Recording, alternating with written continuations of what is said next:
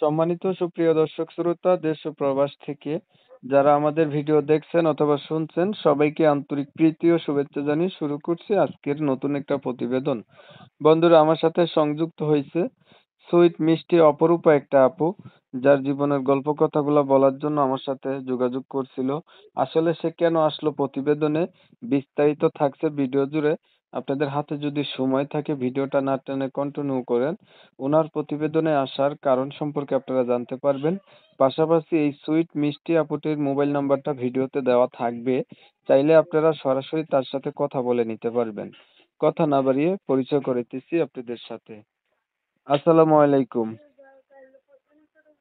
Hello, আসসালামু আলাইকুম আপু, ভালো আছেন? ওয়ালাইকুম সালাম ভাইয়া, ভালো আছেন? এই তো আলহামদুলিল্লাহ আমি ভালো আছি। আপু, এই যে আপনি প্রতিবেদনে আসলেন, আসলে প্রতিবেদনে আসার কারণ কি ছিল? কিসের জন্য আসছেন বলেন? ভাইয়া আমি প্রতিবেদনে গিয়েছি বিবাহিতর জন্য। আমি একটা অসহায় মেয়ে, আমি যদি একটা ভালো মনের মানুষ পাই তার কাছে বিবাহিত বসবো। আপনি একটা অসহায় মেয়ে সে আর বিবাহিত হোক অবিবাহিত হোক তাতেও কোনো সমস্যা নেই, তাও আমি মেনে নেব। আচ্ছা, প্রতিবেদনে আসছেন ভালো একটা মনের মানুষ পেলে বিয়ে করবেন এর জন্য। জি। আপনার আগে বিয়ে হয় নাই? আমার ভাইয়া আগে এক জায়গায় বিয়ে হয়েছিল, তাকে ডিভোর্স দিয়েছি, ছেলেটা ভালো না এই কারণে। আপনার আগে বিয়ে হয়েছিল মানে ডিভোর্স হয়ে গেছে না? জি জি, ছেলেটা ভালো না এই কারণে ডিভোর্স দিয়ে দিছি আমি। হুম। এখন ওইখানে বাচ্চা আছে আপনার? না ভাইয়া, বাচ্চা কাচ্চা নাই। হুম। আপনার বর্তমান বয়স কত? আমার বয়স বর্তমান কি দিন 20। 20। এখন কার কাছে আপনি থাকেন? পরিবারে আছে কি? পরিবার আছে, আমি দাদা দাদির কাছে থাকি। মা বাবা নাই, মা বাবা মারা গেছে। কোনো মতন সংসারটা চালাই। বিয়ের বাড়ি কাজ করি, কাজ করে যা পাই তার উপরে দিয়ে ঘর ভাড়া চালাই।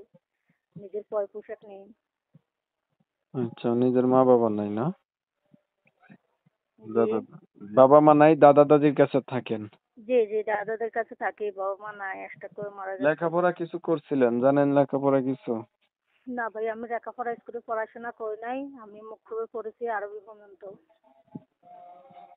আচ্ছা, ঠিক আছে। এখন ধরুন একটা মনের মতো মানুষ আপনি পাইলেন। আপনি যেহেতু বিবাহিত, ওই লোকটা বিয়ে করলো বা সে আপনাকে বিবাহিত হোক, সে হুম হুম। বিবাহিত হোক, বাচ্চা বাচ্চার বাপ হোক, 3 বাচ্চার বাপ কিংবা 2 বাচ্চার বাপ, তাতেও কোনো সমস্যা না, তাও ওটা আমি ম্যানেজ করে নেব। ঠিক আছে আপু, আপনাকে ধন্যবাদ। প্রিয় দর্শক শ্রোতা জি শুনছিলেন আমি কথা বলছিলাম, এই যে আপুটি অনেক সুন্দরী। এত সুন্দর হওয়া সত্ত্বেও উনি প্রতিবেদনে আসছে, উনার একটা মনের মানুষের দরকার। বলে রাখা ভালো, আপুটি কিন্তু আগে থেকে বিবাহিত। তো উনার আবার বাচ্চা কাচ্চা হয় নাই, হাজবেন্ড ভালো ছিল না, ডিভোর্স হয়ে গেছে। এখন উনি প্রতিবেদনে আসছে এম, উনার অতীত জানার পরে কেউ যদি উনার পাশে থাকে বা উনার দায়িত্ব নেয়, যদি মনের সাথে মন মিল খায়, উনি হচ্ছে জীবন সাথী করবে, এটার জন্য উনি প্রতিবেদনে আসছে। উনার কিন্তু হচ্ছে পরিবারে বাবা নাই, মাও নাই, দাদির কাছে এখন থাকতেছে।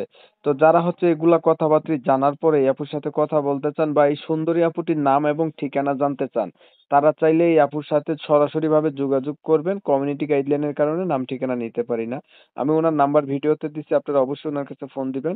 ওনার বাসা কোথায়, কি করে, উনি কি নাম কি, এগুলা জেনে নিতে পারবেন। তো আপনারা হচ্ছে অনেক সময় নিয়ে আপনাদের মূল্যবান সময়গুলো নষ্ট কইরা ধৈর্য ধইরা কষ্ট করে আমার সাথে থাইকা আমার চ্যানেলের ভিডিও দেখছেন। সবাইকে ধন্যবাদ। সবাই ভালো থাকবেন, সুস্থ থাকবেন।